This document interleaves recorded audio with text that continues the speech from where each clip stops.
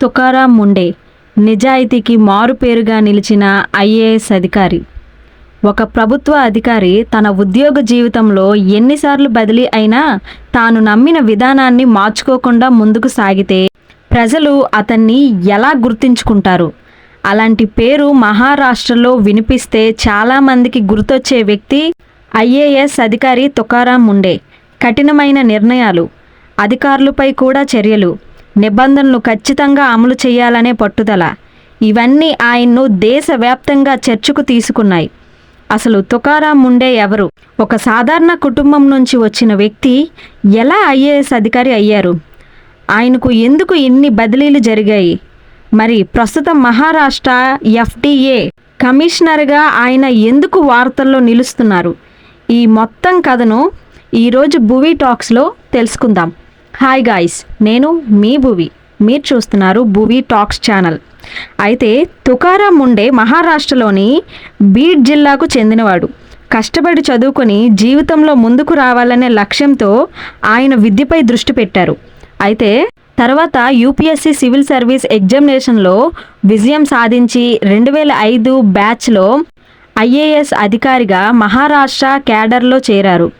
ఐఏఎస్లోకి రావడం ఆయనకు కేవలం ఒక ఉద్యోగం కాదు, ప్రజలకు సేవ చేయడానికి వచ్చిన అవకాశం అని ఆయన తన పనితీరులో చూపించారని ఆయన కెరియర్ గురించి వచ్చిన అనేక కథనాల్లో చెబుతుంటారు. అయితే తుకారాం ముండే పనిచేసిన ప్రాంతంలో నిబంధనలు ఖచ్చితంగా అమలు చేయడంపై ఆయన ఎక్కువ దృష్టి పెట్టేవారు. అధికారులు అయినా, వ్యాపారులైనా, సాధారణ ప్రజలు అయినా నిబంధనలు అందరికీ ఒకేలా ఉండాలని ఆయన భావించేవారు. అందుకే ఆయన నిర్ణయాలు కొన్నిసార్లు వివాదాస్పదంగా కూడా మారాయి. కానీ ఆయనను విమర్శించే వాళ్ళు ఉన్నప్పటికీ ఆయన నిజాయితీపై ప్రశ్నలు తక్కువగా ఉన్నాయని జాతీయ మీడియా కథనాలు పేర్కొన్నాయి. అయితే తుకారాం ముండే గురించి ఎక్కువగా వినిపించే విషయాల్లో ఒకటి ఆయనకు జరిగిన వరుస బదిలీలు. 2026లో వచ్చిన పలు కథనాలు ఆయన సుమారు 21 ఏళ్ల కెరియర్లో 25 పోస్టింగ్లు, బదిలీలు ఎదుర్కొన్నారని పేర్కొన్నాయి. ఇది ఎందుకు జరిగింది? ప్రతి బదిలీకి ఒకే కారణం ఉందని చెప్పడం సరైంది కాదు. ప్రభుత్వ పరిపాలనలో బదిలీలు సాధారణమైన ప్రక్రియ కూడా. అయితే ముండే పనిచేసిన అనేక ప్రాంతాల్లో ఆయన తీసుకున్న కఠిన నిర్ణయాలు రాజకీయ మరియు పరిపాలనా విభేదాలు వార్తల్లోకి వచ్చాయి. అందుకే ఆయన బదిలీలు కూడా ప్రజల దృష్టిని ఆకర్షించాయి. తుకారాం ముండే కెరియర్లో పూణే ఒక ముఖ్యమైన అధ్యాయం. ఆయన పిఎంఎల్ చైర్మన్ అండ్ మేనేజింగ్ డైరెక్టర్గా పనిచేశారు. అక్కడ ప్రజా రవాణా వ్యవస్థను మరింత సమర్థవంతంగా చేయడానికి కొన్ని కఠిన నిర్ణయాలు తీసుకున్నారు. ఉదాహరణకు బస్ పాసుల ధరలకు సంబంధించిన మార్పులు, పరిపాలనా విధానాల్లో మార్పులు, సంస్థ పనితీరును మెరుగుపరచడానికి తీసుకున్న చర్యలు ఇవి చర్చకు వచ్చాయి. కానీ ఆయన పూణేలో సుమారు 9 నెలలు మాత్రమే పనిచేసి తర్వాత నాసిక్కు బదిలీ అయ్యారు. నాసిక్లో కూడా మరొక కీలక అధ్యాయం. నాసిక్లో ఆయన పనితీరును చర్చనీయాంశమైంది. పట్టణ పరిపాలనలో నిబంధనల అమలు, ప్రజా సేవలు, పన్ను వసూళ్లు, పరిశుభ్రత, అక్రమ నిర్మాణాలు వంటి అంశాలపై ఆయన దృష్టి పెట్టారు. ప్రభుత్వ అధికారి అంటే కేవలం ఫైళ్లపై సంతకాలు చేసే వ్యక్తి కాదు, ప్రజల సమస్యలను ప్రత్యక్షంగా పరిష్కరించాలనే వ్యక్తి కావాలనే విధానాన్ని ఆయన తన పనితీరులోనే చూపించారని ఆయనపై వచ్చిన కథనాలు చెబుతున్నాయి. అయితే నాగపూర్లో కూడా కఠిన నిర్ణయాలు తీసుకున్నారు. నాగపూర్లో పనిచేసిన సమయంలో కూడా తుకారాం ముండే పేరు వార్తల్లో నిలిచింది. పట్టణ అభివృద్ధి పనులు, టెండర్లు, స్మార్ట్ సిటీ ప్రాజెక్టులు, ప్రభుత్వ నిధుల వినియోగం వంటి అంశాలపై ఆయన సమీక్షలు చేపట్టారు. కొన్ని నిర్ణయాలు రాజకీయంగా కూడా వివాదాలకు దారితీశాయి. అయితే ముండే తన నిర్ణయాలను నిబంధనల ప్రకారం తీసుకున్నానని చెప్పేవారు. ఇక్కడ ఒక విషయం గుర్తుంచుకోవాలి. ఒక అధికారిని గొప్పవాడిగా లేదా చెడ్డవాడిగా నిర్ణయించడానికి కేవలం సోషల్ మీడియా పోస్టులు సరిపోవు. ఆయన తీసుకున్న నిర్ణయాలు, వాటి వెనుక ఉన్న ప్రభుత్వ ఉత్తర్వులు, ఫలితాలు ఇవన్నీ పరిశీలించాలి. తుకారాం ముండే గురించి ప్రజల్లో ప్రత్యేకంగా చర్చలు వచ్చిన మరొక అంశం ప్రజలను నేరుగా కలవడం.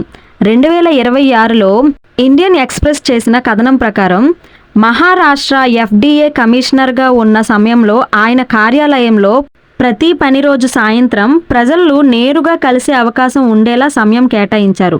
ఒక అధికారి తలుపులు ప్రజలకు తెరిచి ఉంచడం అనేది చిన్న విషయం అనిపించవచ్చు, కానీ ప్రభుత్వ వ్యవస్థలో సాధారణ పౌరుడికి తన సమస్యను నేరుగా చెప్పే అవకాశం కల్పించడం చాలా ముఖ్యమైన విషయం.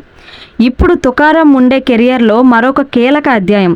Maharashtra food and drug administration కమిషనర్గా ఆయన మే 2026లో బాధ్యతలు స్వీకరించారు. మహారాష్ట్ర FDA ప్రజలు తినే ఆహారం, మందులు, ఫుడ్ సేఫ్టీ, నాణ్యత వంటి అంశాల్లో ముఖ్యమైన నియంత్రణ సంస్థ. ఈ బాధ్యతల్లోకి వచ్చిన తర్వాత మహారాష్ట్రలో food adulteration, illegal products, safety వైలేషన్స్పై ఎన్ఫోర్స్మెంట్ చర్యలు మరింత చురుకుగా మారాయి. మనం రోజువారీ జీవితంలో అత్యంత ముఖ్యమైన విషయం మనం తినే ఆహారం. పాలల్లో కల్తీ, మసాలాల్లో కల్తీ, నకిలీ ఉత్పత్తులు, నాణ్యత లేని ఆహారం, ఇవన్నీ ప్రజల ఆరోగ్యంపై ప్రభావం చూపే సమస్యలు. FDA కమిషనర్గా తుకారాం ముండే నాయకత్వంలో హోటళ్లు, తయారీ కేంద్రాలు, హోల్సేల్ వ్యాపారులు, రీటైల్ దుకాణాలు వంటి చోట్ల తనిఖీలు పెరగగానే 2026లో వచ్చిన పలు నివేదికలు పేర్కొన్నాయి. సోషల్ మీడియాలో తుకారాం ముండేను కొంతమంది సింగం IAS అని పిలుస్తున్నారు. దానికి కారణం ఆయన కఠినమైన పనితీరు. అయితే ఒక అధికారిని సినిమా హీరోతో పోల్చడం ఒక ప్రజా అభిప్రాయం మాత్రమే. నిజమైన పరిపాలనలో ప్రతి చర్యకు చట్టపరమైన ఆధారం ఉండాలి, ప్రతి నిర్ణయానికి బాధ్యత ఉండాలి. అందుకే తుకారాం ముండే కథను కూడా ఒక హీరో కథగా కాకుండా ఒక ప్రభుత్వ అధికారి తన విధానంలో ఎలా పనిచేస్తున్నారు అనే కోణంలో చూడడం మంచిది. అయితే తుకారాం ముండే కథలో మనం గమనించాల్సిన ముఖ్యమైన విషయం, పదవి కంటే పని ముఖ్యం. IAS అధికారి కావడం గొప్ప కాదు, కానీ పదవిలో ఉన్నప్పుడు ప్రజలకు ఏం చేస్తారన్నదే అసలు విషయం. బదిలీలు వచ్చినా, పోస్టింగులు మారినా, శాఖ మారినా, ప్రజాసేవ చేయాలనే లక్ష్యం కొనసాగితే అదే ఒక అధికారికి నిజమైన గుర్తింపు. తుకారాం ముండే ఒక సాధారణ నేపథ్యం నుంచి IAS వరకు వచ్చిన వ్యక్తి. 2005లో IASలోకి వచ్చిన ఆయన 2 దశాబ్దాలుగా మహారాష్ట్ర పరిపాలనలో వివిధ బాధ్యతలు నిర్వహించారు. పలు బదిలీలు ఎదుర్కొన్నారు. కఠినమైన నిర్ణయాలతో వార్తల్లో నిలిచారు. పూణే, నాసిక్, నాగపూర్ మరెన్నో పరిపాలనా బాధ్యతల తర్వాత 2026లో Maharashtra food and drug administration కమిషనర్గా బాధ్యతలు చేపట్టారు. ఇప్పుడు ఆయన ముందు ఉన్న పెద్ద సవాళ్ళు ప్రజలకు సురక్షితమైన ఆహారం, నాణ్యమైన మందులు అందేలా నియంత్రణ వ్యవస్థను మరింత బలోపేతం చేయడం. తుకారాం ముండే కథ మనకు ఒక ప్రశ్న వేస్తుంది. అధికారం మన చేతిలోకి వచ్చినప్పుడు దానిని మన కోసం ఉపయోగిస్తామా లేక ప్రజల కోసం ఉపయోగిస్తామా? అదే ప్రశ్నకు ప్రతి ప్రభుత్వ అధికారి తన పనితో సమాధానం చెప్పాలి.